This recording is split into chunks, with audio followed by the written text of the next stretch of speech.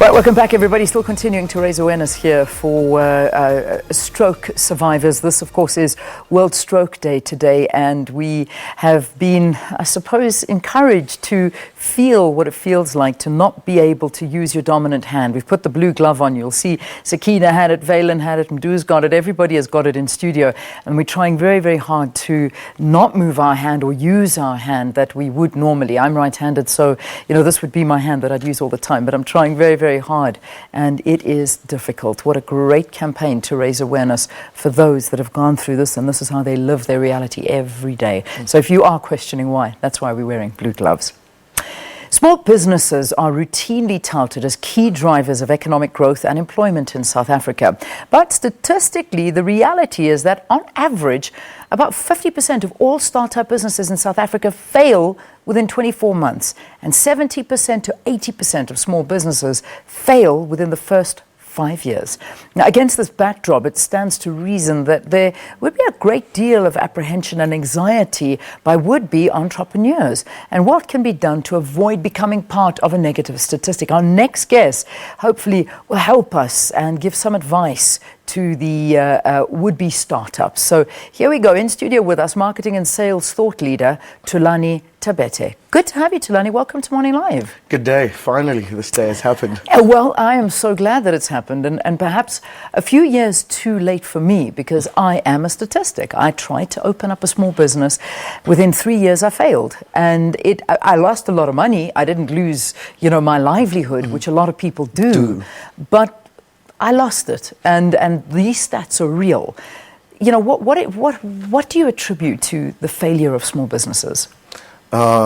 It's such an I would want to say an emotional subject, simply because if you look around in the landscape of the country currently, this reality goes deep. And when I say it goes deep, it goes as deep as leading to cases such as depression, and leading to cases of people losing families, divorcing, and so forth. But I think that there are many reasons why businesses fail. And I'll tell you, number one is that most of us who are in business currently, including myself, is that we are pathfinders in business. We don't come from a generation that has always been in business. Yeah. So as a result, we're learning as we go. And because of that, we find ourselves having some limitation when it comes to dealing with a number of aspects that are related to entrepreneurship, that are related to businesses. But I think I want to focus on two today, which I believe are the two that drive any business, which are the lifeline of any business, which is marketing and sales. Okay. Because I feel sales and marketing are the engine of any business. Yeah. Now, it's difficult to put all your tentacles in all the other aspects of the business. But usually, if you find that those two are healthy, your chances of survival are far greater. I suppose so. I want to talk more about that, because that comes at a cost as well, a cost that perhaps the company doesn't have. But I want to just put this all in perspective. What is your story? You must have a story. Have you learned? Has this happened to you? A number of times. Okay. A number of times. And I'll tell you, that you need to have a thick skin. You need to have the attitude that says, never say die, that says, I will not give up no matter what it takes. I mean, if you learn of Steve Jobs, for example, losing your own company to somebody else and having to start from scratch. And I think part of the reality of the community of entrepreneurs in this country is that we don't understand that failure is part of this. Yeah. Failure is part of this beast. And my story goes back, fortunately for me, my initial point helped me to understand a little bit better. And by that, I mean, my background, I come from a corporate background. And because I come from a corporate background, I have learned how to handle many things, which for most business owners, or rather entrepreneurs, they go straight from tertiary to business. And if you have no knowledge, no experience of business whatsoever, it becomes 100 times even harder. Yeah. So 4 years later into business, I can tell you I'm still facing some challenges, but I can tell you right now, every day is a step forward, And that's what it takes. It takes you winning day by day, and next thing you know, 4 years later, you're still in it. Well, that's a good feeling. It's a very good feeling to know you're in it. It is an awesome feeling. It's fulfilling. But let's talk about the marketing and the advertising, because that's a big thing. And I know that I mentioned it takes a lot of money, which it does, but there are ways to work around that. So let's aim into that. Most certainly. And I think it is important for us to understand that you can create many platforms which we call lead generation to bring in business.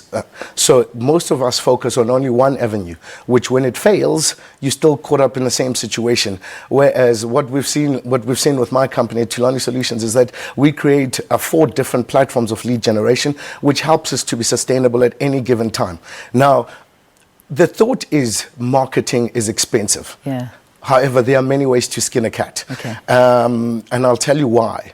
For example, platforms like Facebook, Twitter, Instagram, those are absolutely for free, okay? You don't have to pay anything unless you're doing an ad campaign and so forth. And at times, all it needs you to do is literally call up a marketing company, even if you ask for advice as to how do I handle this. And also apart from that, it is also understanding that within the marketing space, I write articles for Move magazine, all right? I'm not getting money from that. But I also understand that through those articles, people are able to witness my company, are able to see the services that I provide. Also leveraging. We need to go back to the old school of doing business, which is bartering. I give you this for that. Yes. It's not always has to be monetary value. Yeah, and that's a good thing, because you've got to understand that everyone and everything you do in life is not necessarily by mere coincidence. There is someone there that may be able to help you. There is someone, if you don't open yourself up, you'll never ever know. You're sitting next to somebody, start a conversation with them. If you are in somebody else's presence, speak to them, because you never know where that may lead you.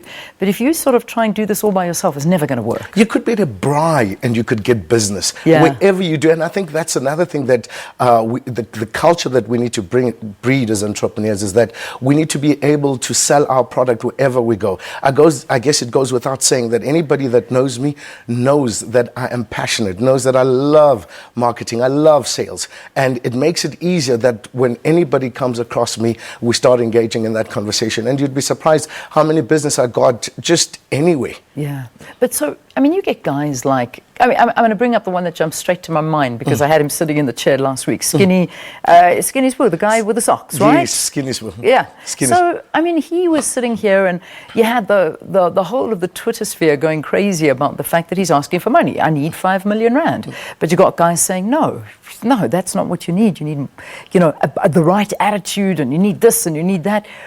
What do you need? I mean, you see, there are the discrepancies now, and I'd like to bring him as an example. And I'll tell you this. I love Spoo. I love everything that he represents. And I think in our country, we need to be extremely supportive to business owners. Extremely supportive. I find that even with this case, we easily judge without understanding. Yes. I think, as I said earlier, there are a number of ways to skin a cat.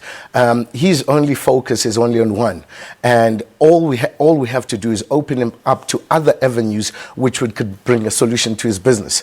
And yes, it's not just one thing. A business is about a 10-key solution, which means you have to look at just more than one option. Not only 5 million is going to help him to get to where he is. I mean, investors look for many things, and we have to understand what they look for us to be able to acquire their interest. And also outside of that, we need to also have, as you quite correctly saying, an attitude that says, I need help, and I'm willing to learn, I'm willing to grow, and if that, from whichever avenue that comes from, you need to be able to take it and apply it. Yeah, it's interesting. I mean, love him. It is. It's wonderful, and you want to see somebody like that succeed. Who's got a great idea, and he's got all the advertising because people are loving the product. But again, if I may jump in, I think it's important that we don't confuse popularity with marketing. Nice point. I think our generation, we think just by virtue of being popular, your business will succeed. Nice. That's not the case. In my case, I want you to know my brand more than you know me, because that brand needs to live long way after I'm gone. Yeah. Do you believe in influencers? I'm looking at the time. You know, this whole social media marketing influencer, you pay a lot of money to these influencers. Of course. Do they work for you? Do you think it's a good route? Let me tell you now, it's one of the routes. I think, again, if I look at my company, we offer a 10-key solution. Where you can't just have PR as a standalone, because PR in itself is not enough. It's not enough. So you need to add other avenues to it. And as a collective that comes together to make your business successful. So be it digital marketing, graphics design, all of that, you can't just have one. You need to build a combination which will give you a competitive edge versus the others. And also, if I may add, keeping up with the PR, you need to add what they call a call to action. Don't just put a post there. Why should people respond to your post and not the next business post? And that's what you should, business owners or rather entrepreneurs should be aware of. Fantastic. Great speaking to you. Thanks for talking to us. Thulani Thabethe, he is a marketing and sales thought leader. Your company name again? Thulani Solutions. We're the only Lanis that are not Thulani. There you go. That's one way of remembering it. Thanks so much for talking to us. Thank you so much.